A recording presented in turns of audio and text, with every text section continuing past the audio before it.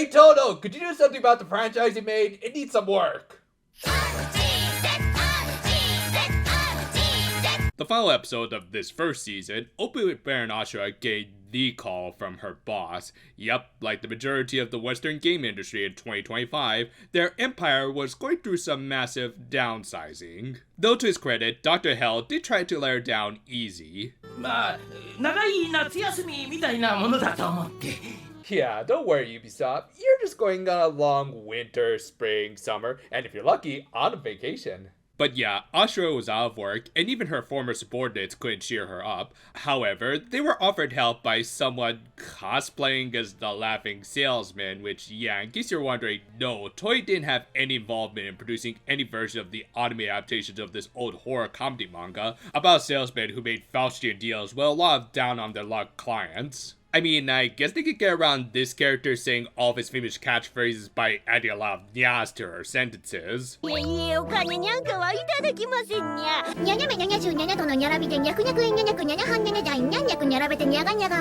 still, if my videos get copyright claim, why is Toei get off scot-free? Anyway, Garda and Doubless accepted the meowing salesman's offer, which was a robot that had managed to fit in that tiny purse, I guess, or was it like the controller for it? I don't know.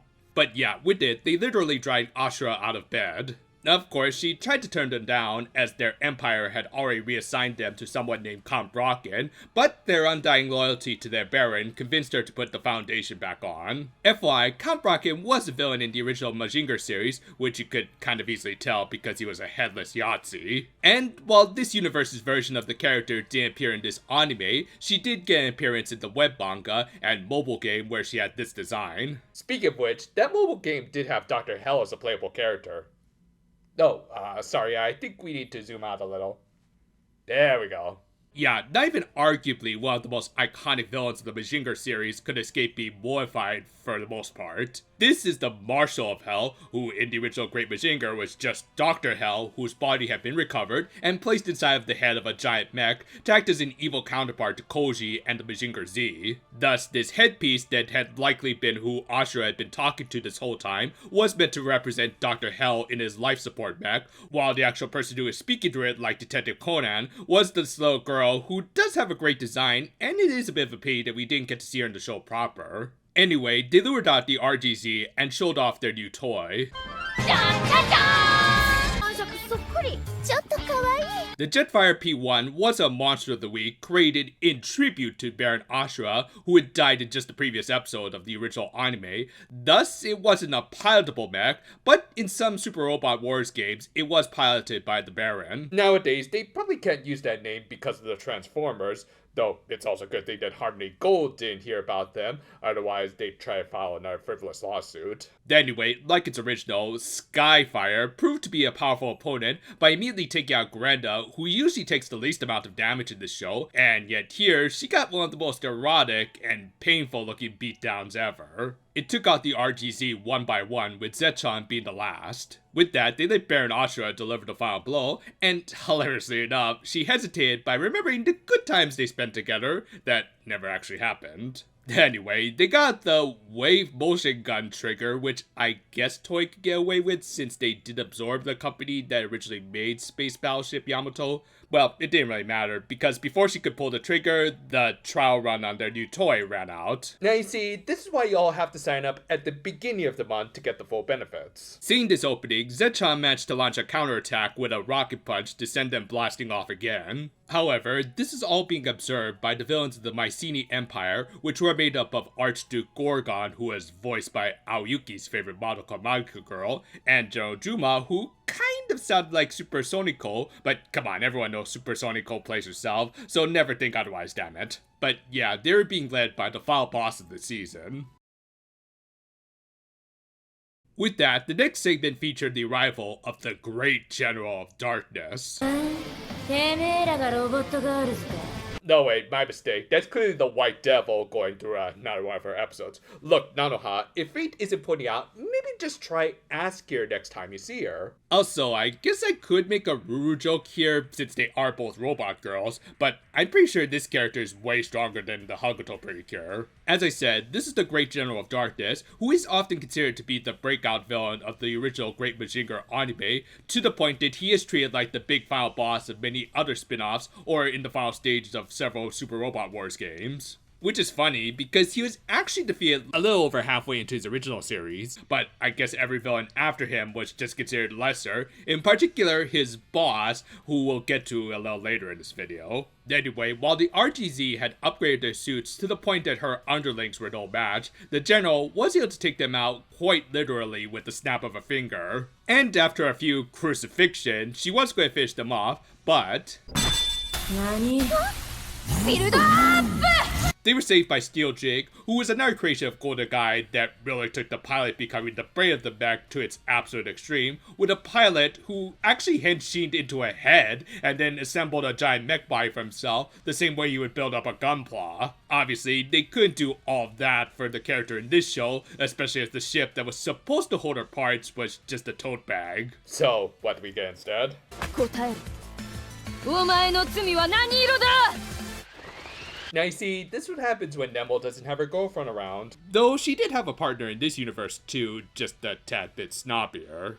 早乙女博士がどうしてもって言うから助けに来てあげましたのに出迎えもないんです。 Yeah, in spite of being one of the most iconic super robots ever, it took a bit of a while for the representation of the Gare Robo to arrive here. Still, I do really like how they interpreted this character, with stuff like the mech horns acting as a couple of cat ears on this character, and they even gave her the voice of someone who's actually supposed to be way more chudi than Jig. Anyway, the RGZ were saved by them, or more specifically, Getchan's butlers, who were Ryoma, Hayato, and Musashi. Yeah, weirdly enough, even though versions of guys like Koji and Tetsuya don't appear in the show, Getchan just had servants who were basically this world's versions of the pilots of the Garobo. I honestly don't know why, aren't they maybe for this one joke where they put on their signature helmets after Getchan went berserk over her dress getting a little dirty. 死ぬより後悔しない。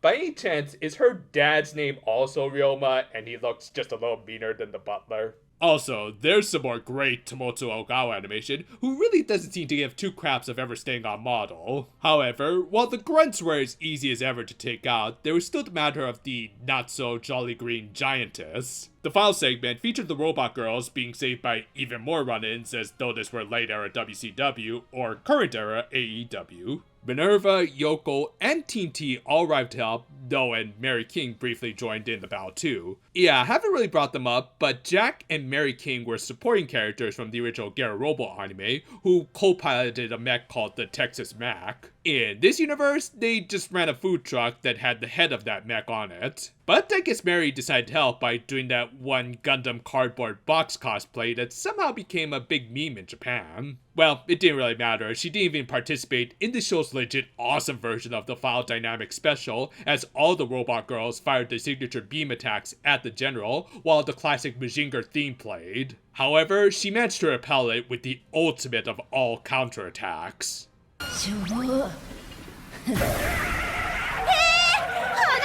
With that, everyone was KO'd, and the general was going to finish them off, starting with Zetchan, who, yeah, in spite of being a funny yet still massive jerk-ass throughout this whole show, I did kind of feel bad for her in this moment. Fortunately, the real protagonist of the show came in to save the day.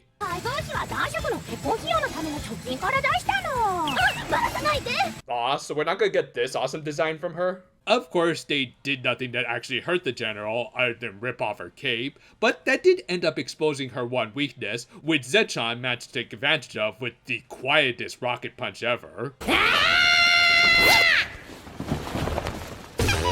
Oh, my Pay no attention to that man behind the curtain. So, a little explanation. The Emperor of Darkness was said to be the actual big bad of the Great Mazinger anime, though the only problem was that he never actually did anything by the end of his show and just kinda disappeared before the final battle. There were plans to bring him back as a major antagonist in the Grendizer anime, but those never came to fruition, likely due to things already falling out between Golden Gai and Toei Animation that we went over previously. Granted, things were much better for him in the Grandizer manga, where it was revealed that he was just a bunch of immovable orchids in a jar, and he was taken out the same way as Bob the Fish. I guess that also explains why his Tropical Rouge incarnation really didn't do much of anything either. The character would become a legit threat in stuff like Super Robot Wars and Shin Mazinger, where he was turned into the Greek god Hades, but his servant in the Great General would still often be seen as the real big bad of the Mycenae Empire. Thus here, the general was, I guess, a superpowered latex suit, while the pilot, Mycenaeton, was just a weak pretender, much like her original version ended up becoming. Also, I love how Yukari Tamura voiced both of these characters, and could switch effortlessly between her usual cutesy lowly voice and the White Devil voice, which is probably closer to her real voice. Anyway, she tried, then failed to retreat, meaning that the robot girls won the day. With that, Getchan changed her Garrett 2 outfit. I'm guessing she only uses Garrett 3 when it's cold out, though her black Garrett dress would be a good choice too. And this episode, and first season, ended with the Underground Empire trying to steal the Texas Mick truck, but were stopped by Zetchan, who just destroyed the whole thing. This is all around just an awesome finale to a rather fun little series.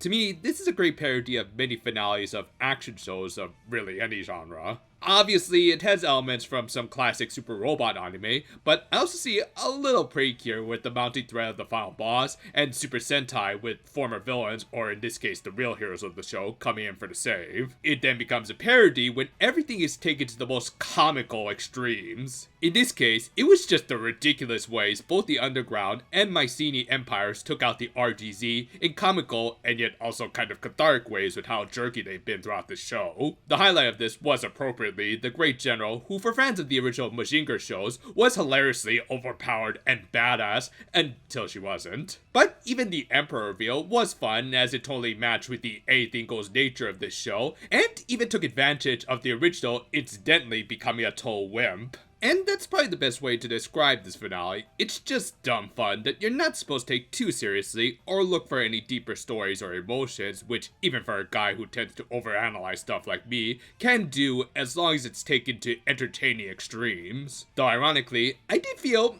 a little more for Zetchan in this one scene than some Precure finales as of late. But yeah, overall, this is just pure insane fun with some really good over-the-top animation at times. These robot girls may have just barely won the day, but at least they ended up on top both in story and in terms of entertaining us. Though don't worry, this isn't the end of the line for these reviews. Yep, after our next bi-weekly Doremi review, we'll be right back to the series with Plus. Look forward to it. Until then though, farewell for now my friends, and... oh shoot, I better finish editing this before I run out of my trial.